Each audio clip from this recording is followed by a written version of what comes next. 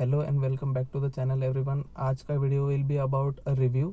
It will be a long term review of my car that is Tata Tiago XZ variant है ये। जब मैंने purchase किया था ये टॉप वेरिएंट था। ये मेंशन करने का एक रीज़न है because there is a point which I have considered in the advantages section जो सिर्फ टॉप वेरिएंट में हमें मिलता है।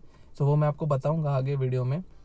मैंने ये वीडियो डिवाइड किया है 3 सेक्शन में। एक होगा एडवांटेजेस सेक्शन, दूसरा होगा disadvantages section and that is the pros and cons, and the third section will be kind of a bonus section जिसमें जो टाटा टियागो के साथ हमको की मिलती है तो उसका एक फीचर है, हिडन फीचर, जो यूजुअली ज़्यादातर लोगों को नहीं पता। आई एम नॉट सेइंग कि किसी को नहीं पता, ऑब्वियसली पता होगा बहुत लोगों को, बट इट इज़ पॉसिबल कि काफ़ी लोगों को ये नहीं पता है बिकॉज ये कहीं मेंशन नहीं होता है कि मतलब उसके मैनुअल या किसी में ये चीज़ मेंशन नहीं है। So we can say it is a hidden feature, तो मैं वो भी आपको बताऊंगा।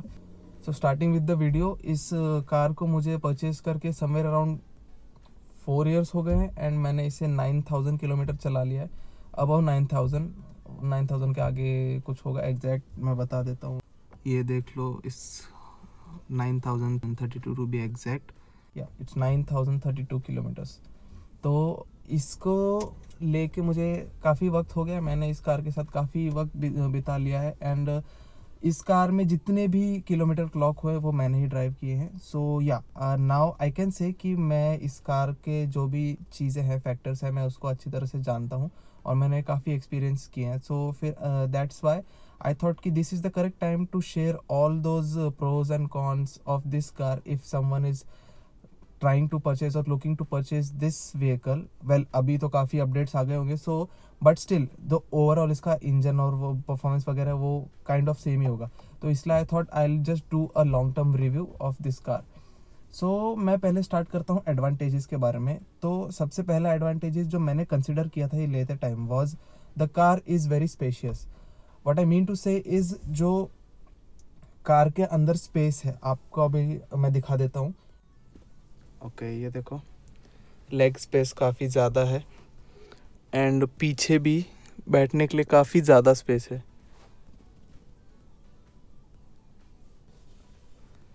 Quite comfortable car. मेरा कहने का मतलब ये है, जो कार के अंदर आप ड्राइवर सीट है, ड्राइवर सीट में आपको काफ़ी स्पेस है, लेग स्पेस है। फिर पैसेंजर सीट में भी आपको काफ़ी लेग स्पेस दी हुई है अंदर है। And not just driver and passenger seat, जो पीछे जो पैसेंजर्स के लिए भी सीट है उनके लिए भी काफ़ी ज़्यादा लेग स्पेस है। एंड कार थोड़ी ब्रॉड है, मतलब कार का जो विड्थ है वो काफ़ी ब्रॉड है, सो कंजेशन नहीं होता है।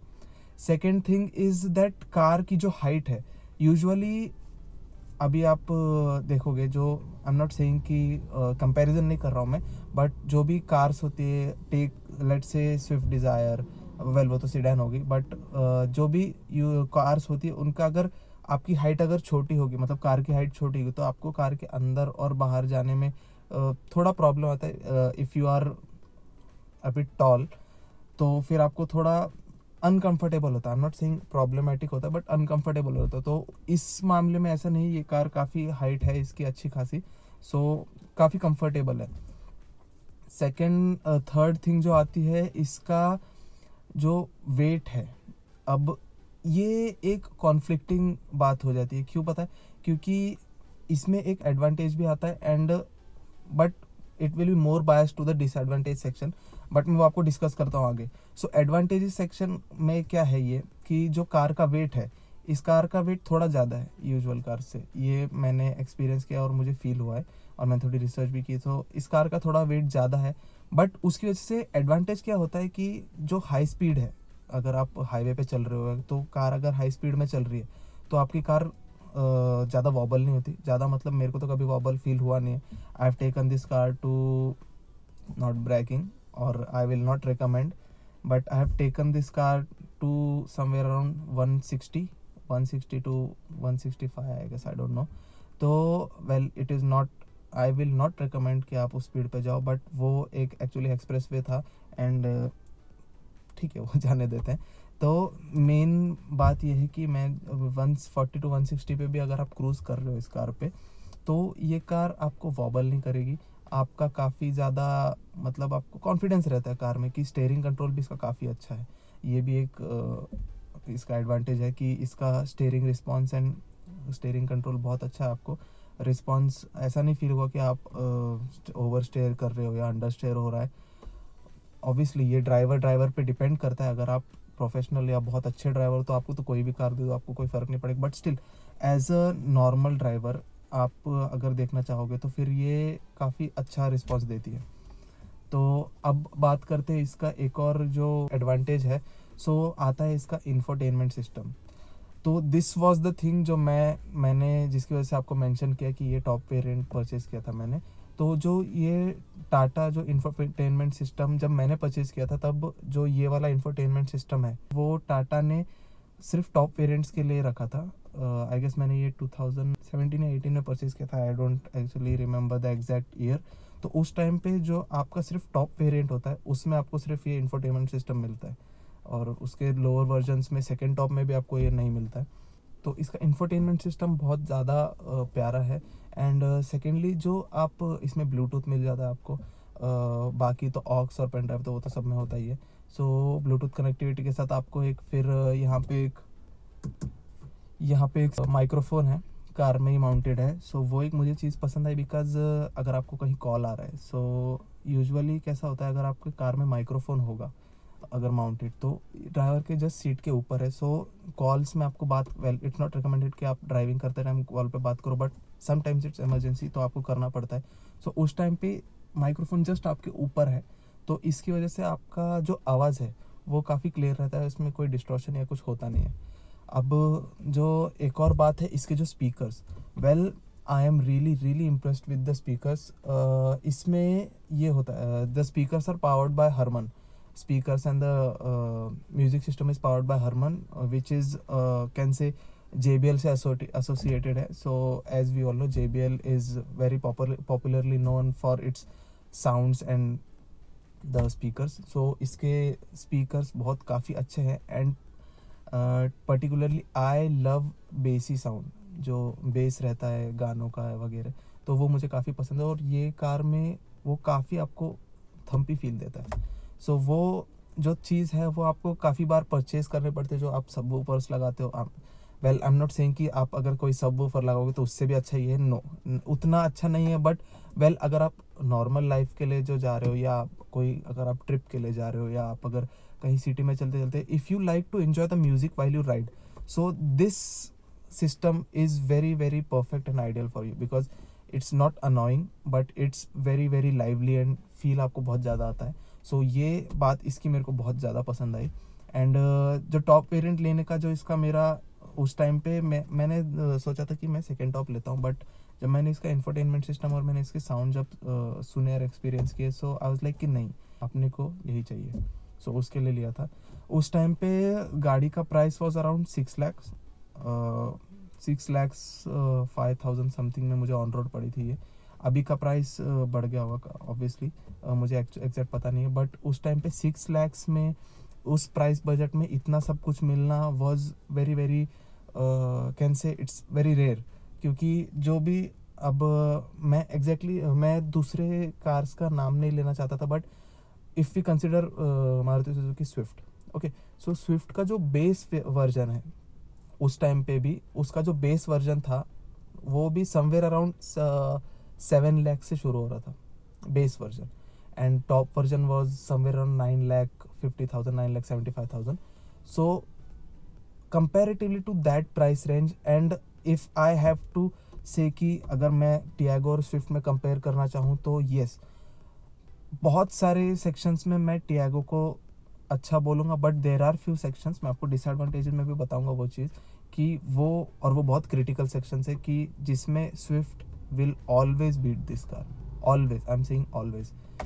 तो बताता हूँ मैं डिसएडवांटेजेस के बारे में, जो एक बहुत क्रिटिकल फैक्टर है। देखो, तो अब डिसएडवांटेजेस पे अगर हम मूव करें तो सबसे, देखो एक फैक्टर जो आता है, आप कोई भी व्हीकल चलाओ, not only just your car, if you are driving your bike, your scooty, car, truck, bus, कुछ भी होने दो, सबसे पहली चीज़ आप क्या देखोगे? माइलेज। यस। अब सीन ऐसा हुआ, देखो मैं जब परचेज़ कर रहा था, even the showroom guy, even the catalogue of the car brochure जो होता है उसमें मेंशन था कि कार देती है माइलेज अराउंड 20, ऑन हाईवे पे it will be somewhere around 26 to 24। ये मुझे सेल्समैन ने बोला है, उसके कैटलॉग और ब्रोशर पे भी लिखा था। एंड ब्रोशर पे ही वाज लाइक कि आप अगर कितना भी ट्रैफिक, कितने भी विथ एसी भी अगर आप चला लो तो आपको 16 to 18 मिल ही जाएगा। ओके, अब जो ये 4 साल में मैंने गाड़ी चलाई है, let me tell you honestly, मुझे आज तक इस गाड़ी पे 14 के ऊपर कभी मिला नहीं, नॉट इवन। इस गाड़ी में 2 मोड्स हैं, ड्राइव मोड्स है, एक होता है इकोनॉमी और एक है सिटी, ठीक है। तो आई थॉट कि इकोनॉमी मोड पे चला के देखते हैं कि ज़्यादा देगा, बट अब देखो ऐसा हुआ कि मैं हाईवे पे भी चलाया है, सिटी में तो चलो मैं छोड़ देता हूँ, सिटी की बात तो मैं छोड़ ही देता हूँ, हाईवे पे, ठीक है, हाईवे पे भी मैंने चलाया, इको मोड पे भी चलाया भी, मतलब सिर्फ इको मोड पे ही चलाया। काफ़ी बार मैं ट्रिप्स पे गया हूँ तो मैंने इको मोड पे चलाया। पावर लैग होती है बट आई थॉट कि माइलेज मिलेगा, बट नहीं, ये कार ने मुझे 14 के ऊपर आज तक मुझे माइलेज दिया नहीं है। And I am talking about highway. अभी का ऐसा सीन चल रहा है कि सिटी में जो ये कार मुझे देती है समवेयर अराउंड 12 to 11 देती है, या 12 to 11 फॉर अ हैचबैक। बहुत बुरी चीज़ है, बहुत बुरी चीज़ है। एंड उस फैक्टर की वजह से मुझे ये कार अभी चलाने का मन नहीं करता ज़्यादा, and that is the reason why 4 सालों में मेरा सिर्फ 9000 रनिंग है। बिकॉज अगर कोई कार इतना कम माइलेज देगी तो मन नहीं करता चलाने का इतना ज़्यादा। सो आई विल प्रेफर कि मैं अपनी बाइक चला लूँ बहुत ज़्यादा, वो मुझे परवड़ेगा। तो वो एक सीन है। और इसका मैं आपको दिखाता हूँ ये कितना अभी कितना माइलेज दे रही है, मैं आपको दिखाता हूँ। ये देख लो गाइस, इसका माइलेज अभी 13.5 दिखा रहा है, बट कार देती है समवेयर अराउंड 10-11। ओके, और सीन ऐसा पता है, इसका जो ये सिस्टम है, जो भी ये क्या बोलते हैं यार इसको, टैकोमीटर है, जो भी मीटर सिस्टम है इसका, उसमें ये जितना माइलेज दिखाती है उतना कार नहीं देती। देयर आर टाइम्स मुझे इसमें दिखाता है 14 का माइलेज है, बट मेरी आदत है बाइक्स में भी और कार्स में भी, मैं tank fill to tank fill मैं माइलेज कैलकुलेट करता हूँ। सो मैंने अभी जो रिसेंट में माइलेज कैलकुलेट किया था, मेरा माइलेज वाज 10.8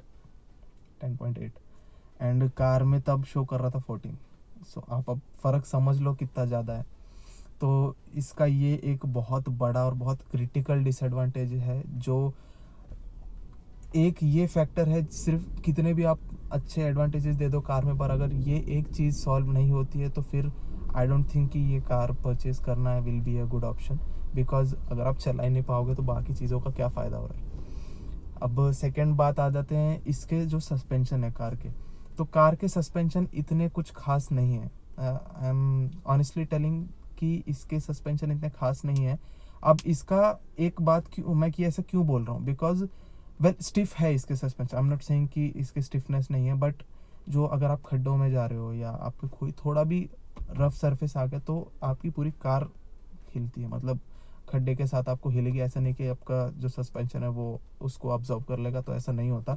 एंड अगर आप फिर भी ये एक हम बोल सकते हैं कि ठीक है ये स्टिफ है सस्पेंशन इसलिए ऐसा है, बट अब अगर आपको ये एक हैचबैक है, ठीक है, कोई हैचबैक में आप मैक्सिमम 5 लोगों को लेते हो, ठीक है, आइल से अगर 4 लोग भी नॉर्मल वेट, ओके, अगर सिंगल पर्सन का वेट आप 60 to 70 के बीच में रेंज भी रख लोगे, वैसे 60 to 70 के रेंज के आप 4 लोगों को अगर इसमें बिठाओ, and I am not saying कि आप बूट में मतलब डिक्की में कुछ भी भर रहे हो, ओके, खाली डिक्की, माइंड में खाली डिक्की, ठीक है, खाली डिक्की में अगर आप चल रहे हो तो आप अगर कोई छोटे से भी स्पीड ब्रेकर पे जाओगे तो आपको पूरा फील आएगा कि आपके सस्पेंशन टच हो रहे हैं, ठीक है।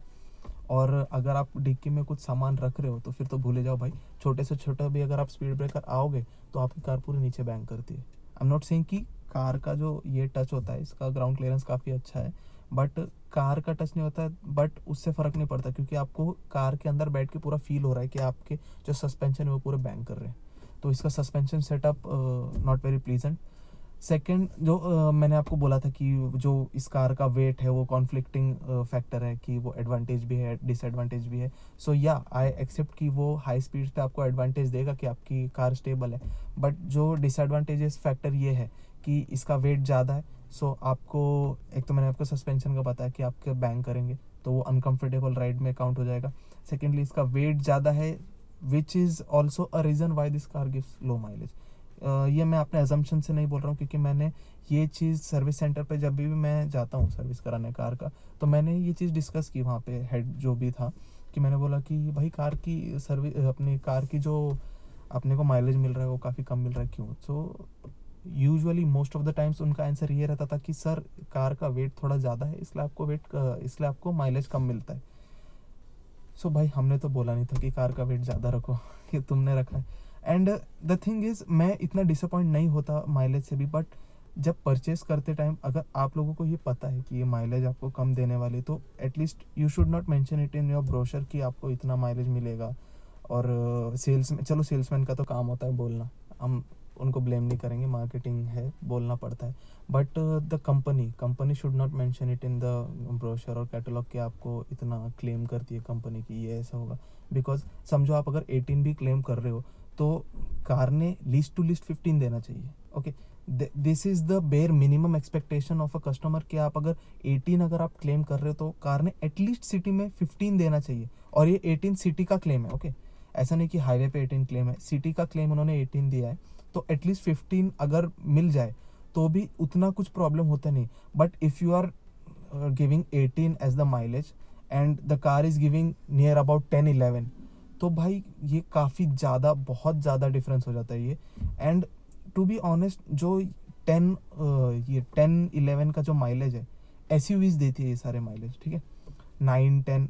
अब मेरे फ्रेंड के पास सफारी है, उसको डीजल है वो एक्चुअली।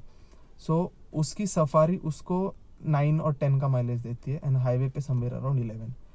तो सफारी में कितने लोग बैठते हैं? 8 लोग बैठते हैं। उसका इंजन बड़ा है, उसमें वो गाड़ी बड़ी है, सो कंफर्टेबल, वो सेगमेंट ही अलग आ गया ना, वो एक एसयूवी है, तो उसका 9-10 इज एक्सेप्टेबल, क्योंकि हमको बाकी सारे वो उसके जो एडवांटेजेस भी उसको हम मिल रहे हैं, तो फिर वो कॉम्प्रोमाइज़ हो सकता है।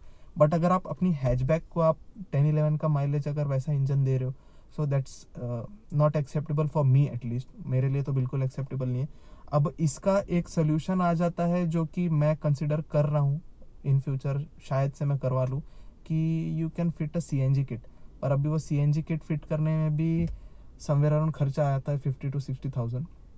एंड उसका एक मैं फैक्टर के लिए रुका हुआ हूँ, क्योंकि अगर बिना किसी बूट लोड के भी अगर सस्पेंशन के ये हाल है और मैं सीएनजी का फिट करूँगा, तो सीएनजी का टैंक 10-11 किलो या 12 किलो का डिक्की में बैठता है, तो उसके बाद मेरी गाड़ी के सस्पेंशन का क्या हाल होने वाला है।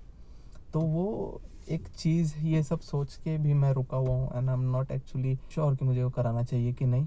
बट लेट्स सी फ्यूचर में क्या होता है, देखेंगे।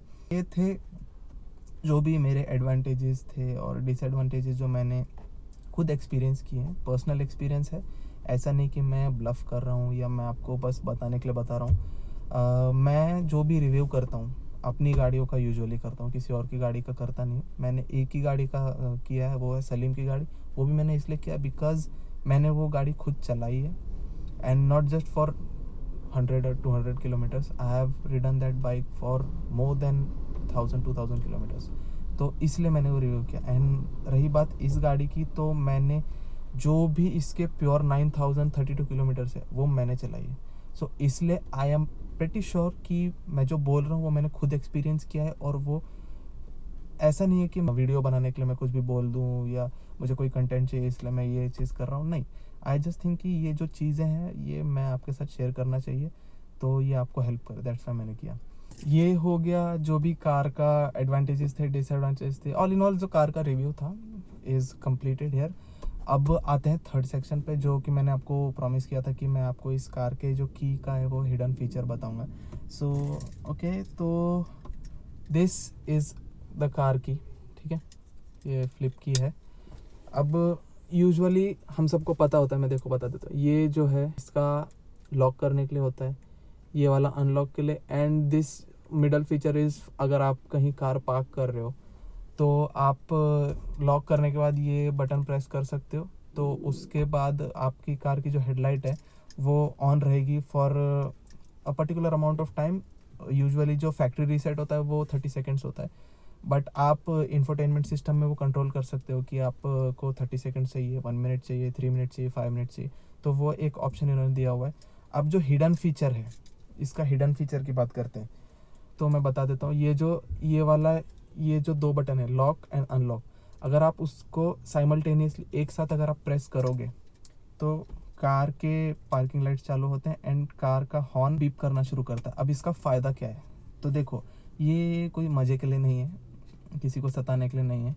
ये फीचर इसलिए है कि अगर आप समझो कोई मॉल में चले गए हो, ओके, आप किसी मॉल में गए हो एंड आपकी कार कहीं पे पार्क्ड है, बहुत बड़ी पार्किंग है एंड आप काफ़ी टाइम स्पेंड किया एंड आप आए हो, अब आपको एग्जैक्टली पता नहीं आपने कार कहाँ पे पार्क की है।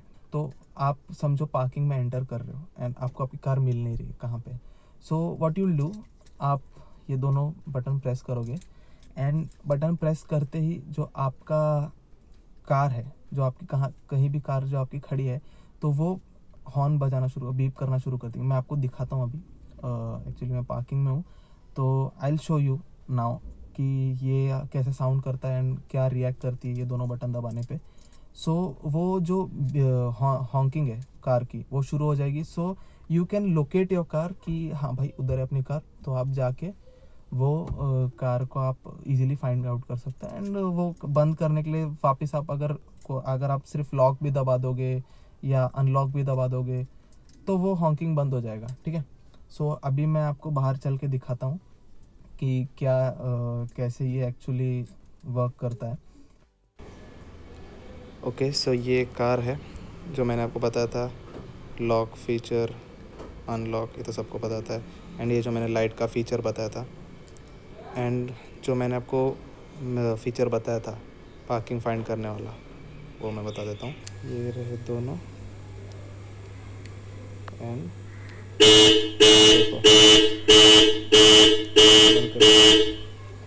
ठीक है। सो ये है इसका फीचर। सो ये था इसके की का जो hidden feature I was talking about, जो काफ़ी यूज़फुल आता है अगर आप कहीं अपनी कार को लोकेट करना चाहते हो या आप किसी को मस्ती करने के लिए भी यूज़ कर सकते हो, depends on you. This was all about this video. I hope आपको जो मेरा कंटेंट है वो पसंद आ रहा होगा। अगर आपको आ रहा है तो प्लीज़ इस वीडियो को लाइक एंड शेयर कर दो। एंड अगर आप अभी तक सब्सक्राइब नहीं हो तो do consider subscribing my channel because I constantly upload these kind of videos जिसमें मैं व्हीकल्स के बारे में कोई इंफॉर्मेशनल वीडियो हो या कोई राइड हो या कोई बाइक कार किसी का भी रिव्यू हो। सो मैं ऐसी चीज़ें करते रहता हूँ। So do consider subscribing if you want to watch all this content. So इसी के साथ मैं ये वीडियो यहाँ पे एंड कर देता हूँ। आई होप आप अपनी फैमिली के साथ सेफ हो, घर पे रह रहे हो एंड प्लीज़ टेक केयर। मिलता हूँ मैं आपको अगले वीडियो में, तब तक के लिए ride hard and ride safe. Bye bye.